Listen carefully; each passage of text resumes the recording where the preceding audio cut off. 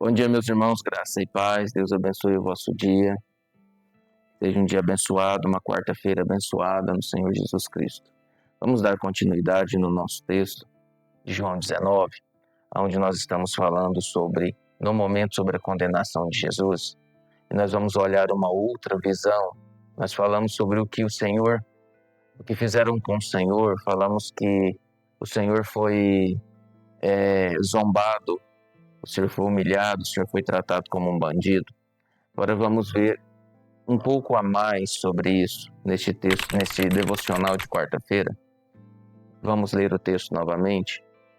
Então Pilatos mandou açoitar Jesus. Os soldados teceram uma coroa de espinho e a puseram na cabeça dele. Vestiram-no com uma capa de púrpura e, chegando-se a ele, diziam: "Salve o rei dos judeus!" e batiam-lhe no rosto. Mais uma vez Pilatos saiu e disse aos judeus: "Vejam, eu estou trazendo a vocês para que saibam que não acho nele motivo algum de acusação." Quando Jesus veio para fora, usando a coroa de espinhos e a capa de púrpura, disse-lhes Pilatos: "Eis o homem." Ao vê-lo, os chefes dos sacerdotes e os guardas gritaram: "Crucifica-o, crucifica-o." Mas Pilatos respondeu: "Levem-no vocês e crucifiquem-no. Quanto a mim, não encontro base para acusá-lo." Os judeus insistiram: "Temos uma lei, e de acordo com essa lei ele deve morrer, porque se declarou filho de Deus." Ao ouvir isso, Pilatos ficou ainda mais amedrontado e voltou para dentro do palácio. Então perguntou a Jesus: "De onde você vem?" Mas Jesus não lhe deu resposta. "Você nega a falar comigo?" disse Pilatos. "Não sabe que eu tenho autoridade para libertá-lo e para crucificá-lo?" Jesus respondeu: "Não terias nenhuma autoridade sobre mim se esta não te fosse dada de cima. Por isso aquele que me entregou a ti é culpado de um pecado maior."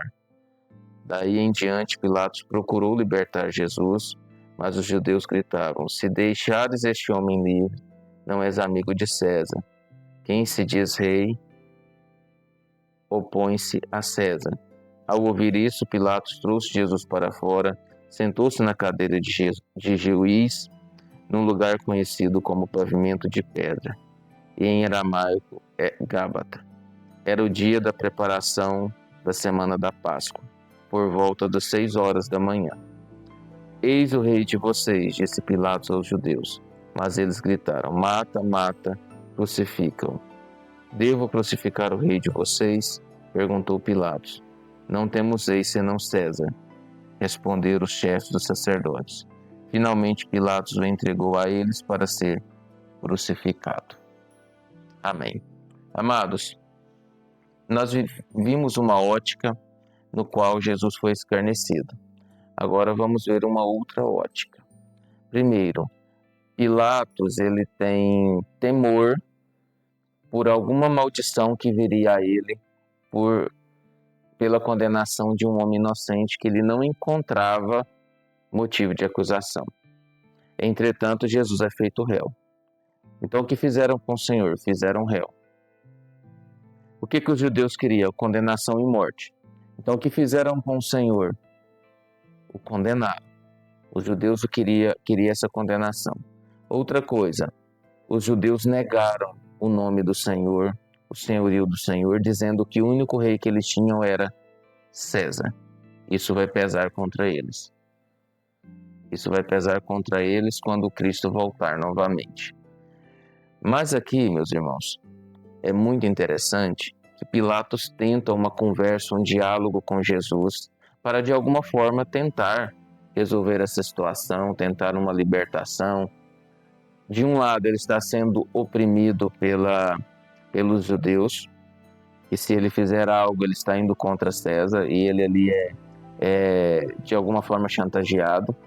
E de outro lado, Jesus fala para ele assim, Pilatos fala, "Olha, eu tenho autoridade para lhe libertar." Jesus fala, "Olha, nenhuma autoridade lhe foi dada se não tivesse vindo do alto." E é aqui que eu quero falar com os irmãos.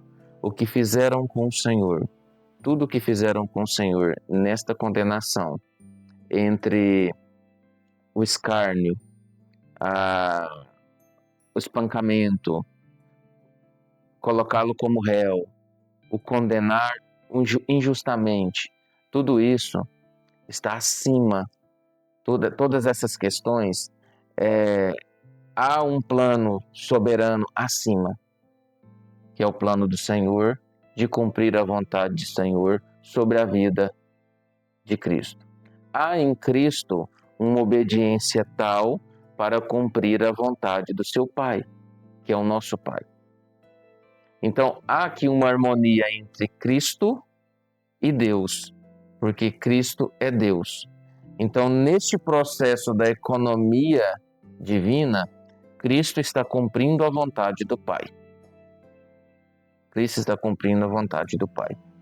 E isto é muito superior ao que tanto Pilatos como os judeus, os chefes dos sacerdotes, fariseus, saduceus, escribas, queriam fazer com Jesus. Isso aqui é superior a isso. Então, num plano maior, a soberana vontade do Pai e a obediência do Filho é que leva a todo esse processo de condenação, de morte e depois de ressurreição, para cumprir uma vontade do Pai, que era um sacrifício perfeito, derramar um sangue perfeito para trazer vida para imperfeitos. Isso era necessário. Entretanto, as atitudes de Pilatos, as atitudes dos líderes judeus não serão inocentadas por um plano soberano de Deus. Não serão. Elas terão consequências eternas e consequências momentâneas. Por exemplo, naquela época, no ano 70, a invasão de Jerusalém e a morte e a diáspora de todos aqueles judeus. Eu não sei muito sobre a história de Pilatos, mas alguma consequência trouxe.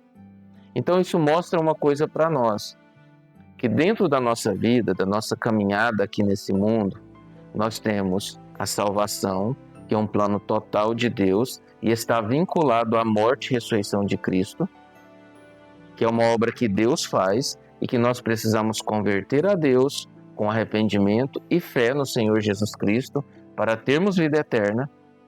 Mas o meu pecado, o seu pecado, ele não vai interferir na sua salvação, mas ele vai sim trazer consequências na sua santificação.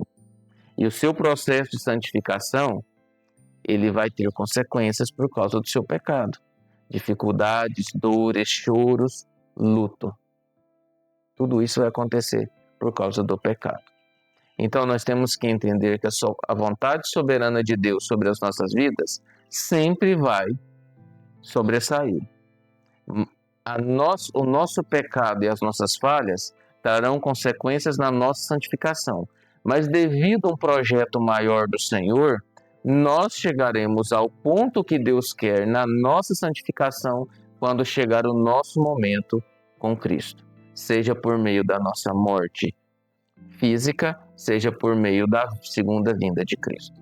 Então nós precisamos ter isso bem claro em nossas vidas. A obra que está sendo apresentada neste capítulo, o que estão fazendo com o Senhor aqui, estão fazendo dentro de uma vontade soberana do Pai. Mas eles são responsáveis pelas suas atitudes, como nós somos responsáveis pelas nossas. Amém, meus irmãos? Que Deus lhe abençoe, que Deus lhe dê um dia abençoado. Oremos. Pai, muito obrigado por este momento. Graças te damos e entregamos as nossas vidas ao Senhor, no nome santo de Jesus Cristo. Amém. Um abraço fraterno a todos os irmãos, no nome santo de Jesus Cristo.